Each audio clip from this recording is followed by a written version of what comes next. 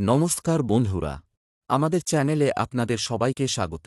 আজ আমরা আলোচনা করব জ্যৈষ্ঠ মাসের বৃহস্পতিবারে ভগবান নারায়ণকে ১০৮টি তুলসী পাতা অর্পণ করার বিশেষ মাহাত্ম্য ও উপকারিতা সম্পর্কে।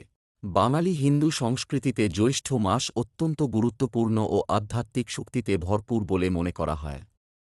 এই সময় প্রকৃতির তাপ যেমন বৃদ্ধি পায়, তেমনি মানুষের জীবনে নানা মানসিক চাপ, অস্থিরতা এবং আর্থিক সমস্যাও দেখা দিতে পারে।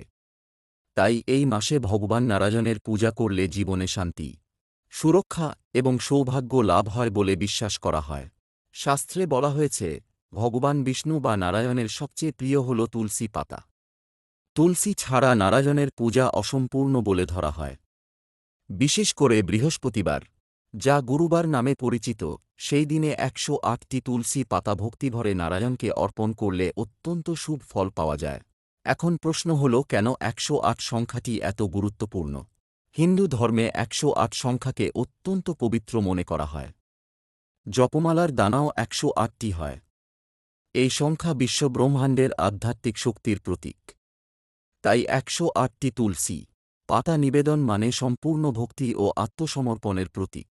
জ্যৈষ্ঠ মাসের বৃহস্পতিবার সকালে স্নান করে পরিষ্কার বস্ত্র পরিধান করুন। তারপর ভগবান নারায়ণের ছবি বা মূর্তির সামনে প্রদীপ জ্বালান। একটি পরিষ্কার পাত্রে ১০৮টি তুলসী পাতা রাখুন। প্রতিটি পাতা অর্পণ করার সময় ও নমো নারায়ণায় মন্ত্র জপ করতে পারেন। বিশ্বাস করা হয়, এই বিশেষ পূজার মাধ্যমে সংসারের অশান্তি দূর হয়, আর্থিক বাধা কমে এবং পরিবারে সুখ সমৃদ্ধি বৃদ্ধি পায়। অনেকেই মনে করেন, দীর্ঘদিনের আটকে থাকা কাজও ধীরে ধীরে সফল হতে শুরু করে। যাদের জীবনে মানসিক অস্থিরতা, ভয় বা নেতিবাচক চিন্তা বেশি থাকে, তাদের জন্য এই পূজা অত্যন্ত উপকারী।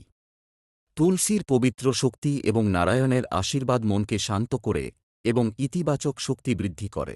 এছাড়াও জ্যোতিষশাস্ত্র অনুযায়ী বৃহস্পতিবার ভগবান বিষ্ণুর পূজা করলে বৃহস্পতি গ্রহ শক্তিশালী হয়। এর ফলে শিক্ষা, বিবাহ, কর্মজীবন এবং সামাজিক সম্মান বৃদ্ধির সম্ভাবনা তৈরি হয়। তবে মনে রাখবেন, শুধু নিয়ম নয়, ভক্তি সবচেয়ে গুরুত্বপূর্ণ। মন থেকে শ্রদ্ধা ও বিশ্বাস নিয়ে পূজা করলে তবেই তার প্রকৃত ফল পাওয়া যায়।